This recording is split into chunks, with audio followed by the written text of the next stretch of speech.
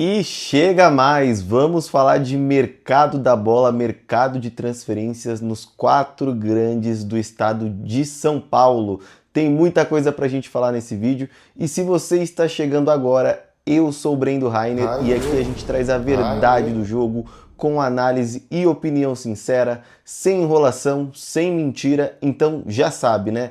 Deixe o seu like nesse vídeo, não se esqueça de deixar sua opinião nos comentários, compartilhar esse vídeo com seus amigos, se inscrever no canal e ativar as notificações para ficar por dentro de todas as novidades que rolam no mundo da bola. Falando de mercado da bola no estado de São Paulo, hein? Vamos começar com o Palmeiras. Afinal, o Alviverde está sendo um pouco mais discreto nesse mercado de transferências, nessa janela de janeiro de 2026. O Alviverde até o momento trouxe já o Marlon Freitas do Botafogo, mas teve ali algumas saídas, né? E a próxima saída é a do goleiro Everton. Depois do Grêmio entrar em contato, iniciar uma negociação, o Everton conversou com a diretoria e ambos chegaram a um acordo para a liberação do goleiro que não vai mais vestir a camisa do Palmeiras. E aqui tem um adendo, tá? É muito importante você saber se o teu goleiro, o teu jogador, ele está satisfeito ou não dentro do clube. Um jogador insatisfeito não vai render. O Everton, ele se lesiona na temporada passada e aí o Carlos Miguel já estava contratado, estava no banco, o Carlos Miguel começa a ganhar as oportunidades e fica como titular. Quando o Everton volta, ele não fica contente com esse revezamento ou com essa reserva. Normal, o cara é ídolo, 12 títulos conquistados pelo Palmeiras, pode não ser o maior goleiro da história, mas é o que mais ganhou títulos. Então é normal ele não estar contente com essa reserva, com esse revezamento. Mas o Palmeiras tem o péssimo costume de tratar muito mal os seus ídolos quando eles vão sair do clube. Eu não estou falando da história em geral, eu estou pegando um recorte recente. Jogadores que saem do Palmeiras, ídolos, muitas das vezes eles saem com a sensação de que estão saindo pelas portas dos fundos. Pegar, por exemplo, o Dudu. Teve ali suas divergências com a presidente Leila Pereira, mas o Dudu, acima de tudo, era ídolo da instituição, do clube Palmeiras, então merecia sim uma homenagem, uma despedida de respeito, e não teve. A mesma coisa o Everton, vai ter uma despedida, e olha que ele não teve nenhum tipo de atrito com a Leila Pereira. Ao meu ver, a diretoria do Palmeiras deveria chegar para ele e falar, olha, teu desejo é ir pro Grêmio? Beleza, mas vamos pelo menos terminar a tua história de forma honrosa aqui no Palmeiras. As próximas rodadas do Campeonato Paulista, você fica aí com a gente esses 2 meses. O Paulistão acaba em março agora, se eu não me engano, né? Então você fica com a gente até o final do Campeonato Paulista como titular. A gente faz uma despedida honrosa para você, porque merece. É o goleiro mais vitorioso da história do Palmeiras. Agora, só liberar como se fosse um atleta qualquer e não ter nenhum pingo de esforço de homenagear esse atleta e ao mesmo tempo respeitar a decisão dele, falta ali um pouco de equilíbrio, empatia e saber notar que você não está liberando qualquer jogador. Você está liberando o maior goleiro, o mais vitorioso da história do Palmeiras. Então, parece que chega aí ao fim a trajetória do Everton com a camisa do Palmeiras e muito provavelmente não da maneira que ele imaginava. Mas não é só de saídas que vive o Palmeiras. O Palmeiras está muito forte e como favorito ali para contratar o John Arias, é isso mesmo. O jogador já sinalizou, deu sinal verde para o Palmeiras, praticamente acertado ali entre Arias e Palmeiras. Porém, tem uma cláusula lá no contrato do Arias, que é a famosa cláusula, tá todo mundo falando, cláusula Fluminense. O que essa cláusula diz?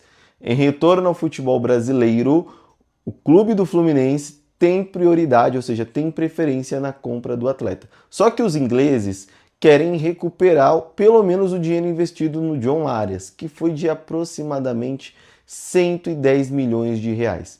E aí a pergunta que fica é, o Fluminense vai conseguir exercer esse direito dessa cláusula? Vai conseguir chegar com 110 milhões de reais na mesa para os ingleses e falar, John Arias é nosso? Eu acho muito difícil. Se fosse um Flamengo, talvez até poderia falar, não, o Flamengo vai chegar com esse dinheiro. Mas o Fluminense hoje não vejo com esse poder aquisitivo para atrapalhar o Palmeiras nessa negociação em específico. Então, assim, O Palmeiras está muito próximo do John Arias, tem que derrubar essa cláusula fluminense, mas é um baita de um reforço, já falei aqui em outros momentos. O Palmeiras às vezes precisa desse jogador que tem essa estrela, esse brilho de jogos decisivos, jogos grandes, chamar responsabilidade e resolver dentro de campo. E o John Arias, ele tem esse perfil e, se confirmado, é uma baita contratação, vai elevar muito o nível do time titular do Palmeiras. Agora vamos falar do Peixe, vamos falar do Santos, porque o Santos está fazendo algumas movimentações interessantes nesse mercado da bola. Já trouxe o Gabigol, o Gabriel Menino, o Santos assinou um pré-contrato com o atacante Vitinho do Internacional, chega no meio da temporada para completar o elenco do Santos, mas o Santos tem negociações avançadas com o atacante Michael do Flamengo, que está sim na lista de negociáveis do Flamengo, teve poucas minutagens na temporada passada. O Santos, a princípio, tentava um empréstimo, e o maior entrave era o alto valor do salário do atleta. Mas o Michael aceitou reduzir o seu salário para jogar com a camisa do Peixe. E aí o Santos, nesse momento, não tenta mais apenas um empréstimo, e sim uma compra em definitivo do Michael junto ao Flamengo. Tá muito quente essa negociação, claro que não é algo muito fácil, mas digamos que vai 70% encaminhado para o Michael vestir a camisa do Peixe na temporada de 2026. E aí você já imaginou como que fica esse ataque aí do Santos? Michael, Gabigol, Neymar, o Santos chega forte e parece que não quer repetir a receita da temporada passada, que teve ali muitos sustos, inclusive o flerte com mais um rebaixamento para a Série B do Brasileiro, que não aconteceu, né? No apagar das luzes o Santos conseguiu se recuperar, o Neymar foi peça fundamental para isso, mas tem tudo para que o ano de 2026 tenha um enredo muito diferente para o Santos, para o Peixe. Agora falando de São Paulo, é o time que não está nem se movimentando e parece que não é o momento de focar no mercado da bola do São Paulo por conta das questões externas. Política do clube muito bagunçada, tem uma investigação em andamento, o processo de impeachment do atual presidente Júlio Casares, mas é importante falar que o São Paulo precisa de reforços para a temporada. Até o momento, confirmado só tem um reforço, que é o zagueiro Dória, mas o São Paulo precisa se reforçar. A gente está na metade de janeiro e já foi falado muito nesses primeiros dias aí do ano, após, claro, a derrota do São Paulo para o Mirassol, em um possível rebaixamento até no Campeonato Paulista. Você vê a repercussão, a entrevista do Luciano, o São Paulo precisa se reforçar. E a impressão que fica é que os jogadores, a parte do futebol do São Paulo, o CT, não está tendo uma blindagem para essas questões políticas. O São Paulo está passando por algo parecido ao que aconteceu ano passado com o Corinthians, toda aquela repercussão do caso Vaidebet, Augusto Melo, mas apesar de todos esses problemas externos, no Corinthians teve um cara que conseguiu em muitos momentos, por mais difícil que fosse, segurar a onda e blindar os jogadores, blindar a comissão técnica, que foi o Fabinho Soldado. Tá faltando esse cara para o São Paulo. O cara que, independente de processo de impeachment de presidente, isso, aquilo, outro, vai olhar para o mercado de transferências, vai agir de forma estratégica. O São Paulo não tem caixa, não tem dinheiro para investir pesado, mas pode ter sim uma equipe especializada para isso. E aí que falta a profissionalização. Porque você vê um Corinthians hoje, com a chegada do Marcelo Paz se movimentando no mercado da bola e fazendo contratações onde não requer investimento forte financeiro, fazendo contratações ali por empréstimo, jogadores livres, e o São Paulo não está se movimentando. Ah, mas tem toda essa questão política. É verdade, mas isso reflete sim na falta de comprometimento com o futebol do São Paulo. A falta de profissionais que nesse momento iriam blindar os jogadores, iriam blindar a comissão técnica e iria sim focar no futebol, independentemente do impeachment do Júlio Casares ou não. Só que a impressão que fica, e até comparando com o processo do Augusto Melo no ano passado, lá no Corinthians,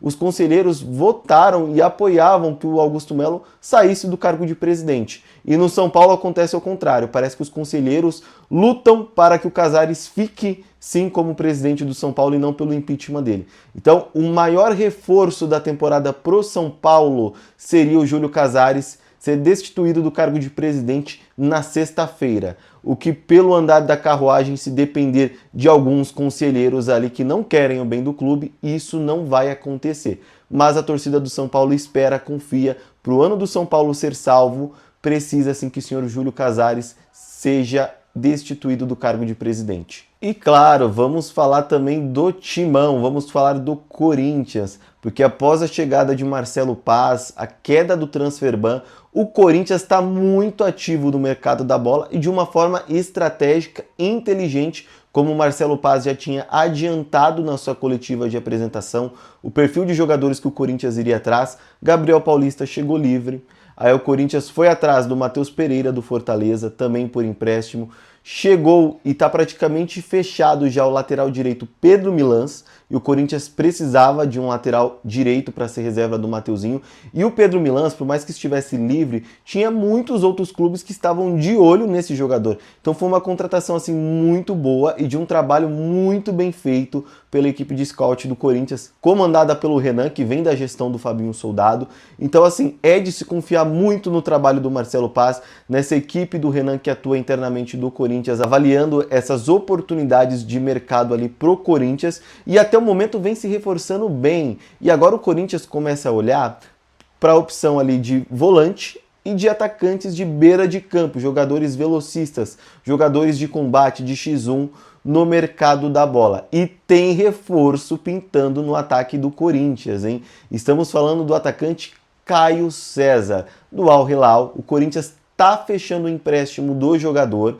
O principal entrave ali das últimas horas seria que o clube saudita estava pedindo uma compensação financeira de 500 mil euros, aproximadamente 3 milhões de reais, mas avaliando o custo teoricamente baixo, o Corinthians vai sim prosseguir e avançar com essa contratação por empréstimo. É um jogador jovem, é um jogador que tem essas características solicitadas pelo Dorival Júnior.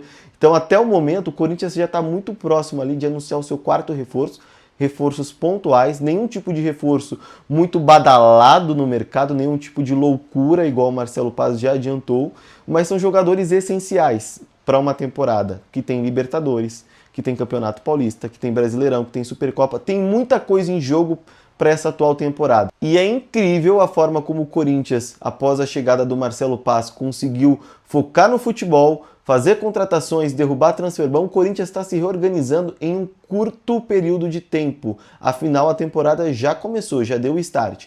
E o Corinthians também avalia outros nomes do mercado, por exemplo, sondou o volante Cauã Diniz, do América Mineiro, entrou na disputa com o Botafogo, mas a informação de hoje cedo é que esse jogador prossegue para o Japão, para o RB Omiya. Então, Cauã Diniz não vem para o Corinthians e nem para o Botafogo, mas o Timão segue no mercado atrás de um volante. Outro jogador que o Corinthians sondou, um atacante também de beirada de campo, velocista, é o Lucas Ferreira, ex-jogador do São Paulo, mas o Shakhtar da Ucrânia recusou a proposta. O Shakhtar conta com o jogador para o restante da temporada, então entende que não é um jogador para ser negociado neste atual momento. Mas o Corinthians está se movimentando no mercado da bola e ainda segue monitorando o volante Alan do Flamengo. E aí, torcedor, o que você achou dessas movimentações? O seu time tá da forma que você gostaria que estivesse no mercado da bola? Tá contratando ou não tá? O que você espera do seu time nessa janela de transferências? Deixe aqui nos comentários. Não se esqueçam de compartilhar esse vídeo com seus amigos, deixar o seu like, se inscrever no canal e ativar o sininho para ficar por dentro de todas as novidades do mundo da bola. Um grande abraço.